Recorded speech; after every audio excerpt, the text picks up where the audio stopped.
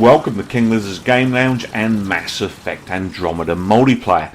So we're at the map FIREBASE DERELICT and I'm using a KROGAN Engineer, currently around about level 7, and my biotic powers include Overload and Incinerate, and I'm also using a turret, and our enemy in this instance are the Remnant.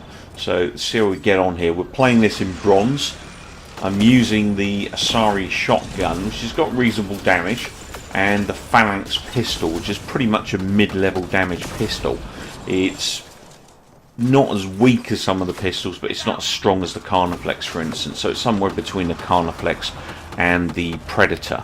But it's actually a respectable pistol. It's got a reasonable fire rate and it does reasonable damage too, as you'll see in the video. So I'll just kick that turret out there to try and hold those enemies up. It's early days yet, so this is pretty easy stuff on bronze. It's when we get to kind of around level 5 things are going to get a little bit difficult. So we quite like sitting at the back of the map here on the second level. Finding this is quite a good spot to defend from and, you know, work the level. I absolutely despise those observers. They are a nightmare. They get that laser beam on you, they just deplete your energy shield to nothing and then do major damage. So I've already taken a chunk out of my health there, as you can see on the red bar. So that's the end of wave 1 and we're into wave 2. The thing with these observers is if you get like a group of them, 3 or 4 of them, start to surround you or at least be above you in different areas of the map, they can really take you down pretty quick, and it's time to move on basically. If you get more than a couple of those things in an area above you going down, then you really want to move on and get to a different area, because they will just shoot over the top of the barrier if they're above you and do big damage, and a couple of them will take you down in no time. We just saw one took me down in no time then. Now I am quite a low level character still. I don't have much focus on my shielding and stuff. My main focus has been on my powers at this point, so I'm running like I think it's like a level 3 and a level 2 of my powers, or 2 level 2s and a level 3. Still early days yet for me building up this character, and as you can see my shield's gone again, so it's quite a weak shield system I've got on this KROGAN Engineer at the moment, purely because I'm focusing on firepower, the ability to take things down quicker, or at least use my powers a little bit easier. Now the overload feature that I've got, which is the tab on the left there on the right side, that's an electric type damage or a shock type damage. So anything with a shield on, if you hit it with overload, it will generally, you know, do some serious damage to the shield depending on how big the enemy is. Whereas obviously Incinerate is better against organic matter, so things that have got flesh, that will burn them up pretty good. Not so effective against robots like this, but it still will do them some damage. Turret in general obviously is good for shooting things, but it's, you know, very minimal damage in its early life. You know, building up the turret is something that, you know, you can kind of focus on, but I think you're better off focusing on powers relative to you personally, and then focus on the turret once you've got your 2 primary powers, you know, where they need to be. So into level 3, so we've cleaned those guys out, and now we get our first objective, which is a hack. Now with a hack, you as a team need to stay in this area in order to deplete the hack progress. Now you can see the progress in the top right side there, and also a timer. That means we've got 4 minutes 30 to get this hack done. Now key is to make sure that no enemies breach this area. Any areas within Mass Effect that are control areas like this, if they're breached, the enemy will actually affect your progress. So you do need to make sure you keep enemies out of the circle, but most importantly that you as a fire team stay together in the hack area. If you're together, it will deplete a lot quicker and you'll complete the objective much faster. The other problem is if you don't stay in the hack area, you will just get inundated with consistent enemy and you will fail the objective. Now as you saw there, we got a gold for getting that done. We were very quick on our feet to get there and finish that hack. And the key is obviously a gold will give us a bit better money at the end of the level, or a bit better credits and stuff. So depending on how long it takes you will dictate what level of objective completion you get, e.g. bronze, silver, gold. Now, one thing I forgot to mention in my last video was the importance of weight ratio balancing on your characters. So the way that you balance out your weight, obviously depending on your race, is to watch what guns you take into battle. So things like shotguns and sniper rifles are extremely heavy. So generally, if you're taking a shotgun or a sniper rifle, it's going to severely impact your ability to cool down or regenerate your powers. So it's a matter of balancing weapons. So for instance, if you find a go-to weapon that is a consistent killer and generally makes your life quite easy killing enemies, you could actually go into battle with just one weapon and your powers will regenerate extremely fast, which means that you'll have things like, for instance, in my case, I'd have my incinerate quite consistently and my override quite consistently, which would allow me to always use my powers and use a very reliable weapon. So for instance, something like a very good assault rifle like a Revenant or something like that, or even just use pistol based weapons, so something like one of the Hurricanes or even a Charger. That way you've got a weapon you can fall back on if you need to, but to be honest, using just a weapon of that nature would give your power regeneration such frequency that you would barely use the weapon. You'd literally be running on your powers. So that's something you can do in order to set your character up depending on exactly how you want to play MASS. Right now with this Krogan Engineer, I'm actually playing pretty reserved. Obviously once I get this character to higher level powers, I'm going to be more of a CQB, you know, close quarters combat type character. Get up in the face of the enemy, headbutt them, you know, beat the general crap out of them. It is very much a close quarters type play that this Krogan is meant for, but obviously until you level him up, you're pretty much going to hit the floor like a sack of spuds every time you get close to these enemy. I'll be honest, being a veteran of Mass Effect 3's multiplayer, this new version for Mass Effect Andromeda is a lot tougher than the old version. I used to run through even silvers on a regular basis on the original Mass Effect 3 solo, and I could do that quite regular with, you know, very few failures. In this case, I can't even get past a bronze. Literally, as soon as you get to an objective-based wave, so for instance one of the hacks, you just get surrounded by enemy. It's impossible to hold all of the enemy off. Probably your best case is probably an infiltrator type character where you can go invisible and hold objectives, but obviously you're going to need some pretty good invisibility strengths to keep, you know, yourself invisible for long enough to be able to complete objectives without dying.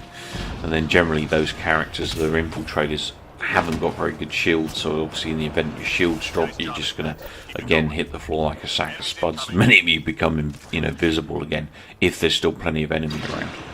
But obviously one of the disadvantages are, obviously, if you're an infiltrator based character and you're invisible, you can't shoot. If you shoot, you'll become visible, and obviously that will expose you to enemy fire again. So it's a pretty tough deal, this bronze at the moment. I mean, we're actually playing some silvers now, so I will post some of those in the not too distant future. But the long-term goal is obviously to get into those gold matches, start earning some real credits on a regular basis so that we can get this weapon base up. You know, that's one of the key things with MASS, is you want to focus on, you know, buying your supply crates and stuff. What I've seen with the supply crates so far is that the 20,000 supply crate is actually a good investment most of the time. You will get typically initially characters, or, you know, sometimes the same characters that level them up and give them more powers and stuff, but you will also get weapons on a reasonable frequency. I've actually got some pretty good weapons out of those 20,000 supply crates. For instance, I got the fast fire rate Raptor sniper rifle, which is one of the old weapons from MASS 3. It's a very good weapon, especially when you combine it with disruptor ammo as a booster. That's pretty impressive. And the other sniper I got was the Widow. I've actually got Widow 2 at the moment. Obviously the Widow is one of the more powerful rifles, sniper rifles in the game. It is pretty devastating. It'll take out one of those observers in a couple of shots. The first shot will remove the shield, second shot will take the observer down totally. Sometimes you'll even get an immediate kill from a Widow. if you just catch it as the observer's opening its eye. The assemblers will be instantly downed on most occasions when you hit them in that red area at the front of their face. It'll also kill a lot of those outlaws pretty much immediately with headshots. Apart from the Krogans, they typically take about 3 kills, but it is a really good weapon to have, and you can get it from a 20,000 supply crate, so do bear that in mind. I also got the Gnat sniper, which is like a charging sniper. That's pretty devastating as well, although I found that a lot of the time, because I was charging the rifle, when you're playing with 4 people, you typically are charging the rifle to hit an enemy, and all of a sudden they're not there anymore because someone's used a biotic power on them or killed them. So I found that that weapon, although it was powerful, was actually, you know, I wasn't getting many kills with it because things were moving before I got to kill them. The other weapons I've had the Revenant assault rifle, which is a pretty good, fast, high rate of fire and reasonable damage weapon. The Sweeper assault rifle, which is like a burst plasma assault rifle. So you get quite a good variation of weapons in those 20,000 supply crates.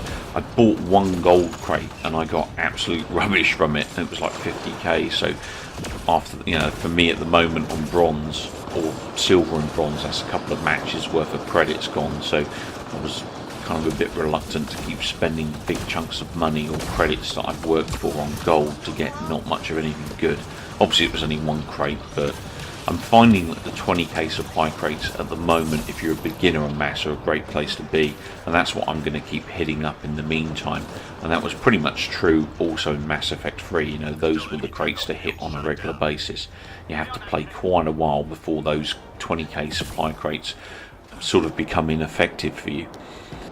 Now, I have purchased around about 30 of those 5k supply crates, which are obviously good for getting things up like your consumables, you know, your medic shield regeneration, your ammo, your Cobra rockets, that kind of stuff, as well as your revives. But they're also good for the base weapons of the game, what I would call the sort of default set.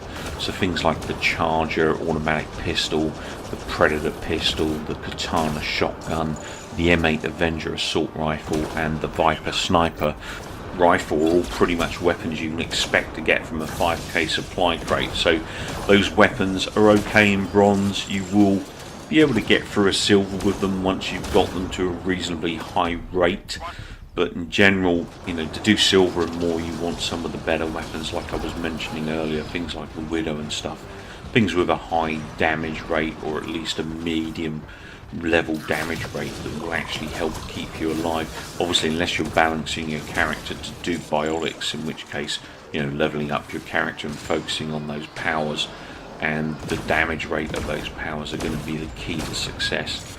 Now, I have been dabbling in multiplayer with other players I don't know, and I do see quite a lot that a lot of players forget about the boosters.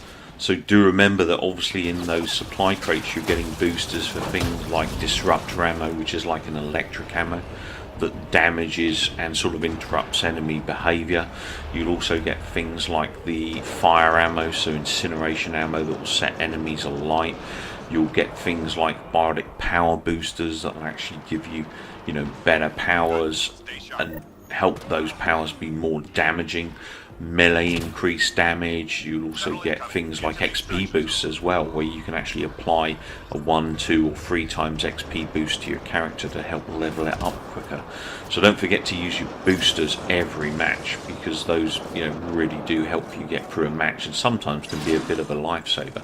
Using an ammo booster as well is quite handy. So a 1 times ammo booster will basically double your ammo. A 2 times will normally give you, so for instance, you've got 1 grenade, you'll get 3 grenades, that kind of stuff. So use the boosters. That, you know, I really recommend those because they are going to help you get through a level. These guys, the destroyers, you really want to focus on their faces when they open them, or the middle of their chest, but focus on their guns as well. If you've got a Widow, you can take out a gun either side of that thing with 4 shots. You'll have both of the guns out of action. So do focus on shooting the guns individually, because then they can't do as much damage to you. You know, they can only open their chest and shoot you, which means you've actually made them, you know, pretty vulnerable by shooting those guns off of the sides of them. So, you know, that's a quick way of taking down destroyers. You know, focus on the guns first, then focus on the chest, because that's all he's going to have as a defense thereafter, which means he's going to use it more, and that means you can hit it more. So we're into the extraction wave here. Things getting pretty mental. Now, with the extraction wave, you do not want to start in the extraction. That's obviously common sense. You want to start at the back of the map, away from the extraction. Around about 30 to 40 seconds to go. Make your way back to the extraction. And the reason I say 30 to 40 seconds is because sometimes you can get caught between enemies, and then obviously if you get caught in a firefight or your route is blocked by enemies, you've got a little bit more time to make a detour to get to that extraction. Not a massive deal if you don't make full extraction, but it can be a big difference in credits and also XP that you get, and also it'll affect your fire team. So do make a point of actually trying to be in as the shuttle leaves, because otherwise that can impair everyone's score. Well, thanks for watching. I hope this was useful to you, enjoyable to you. Please remember to rate the video and subscribe if you're not already a subscriber.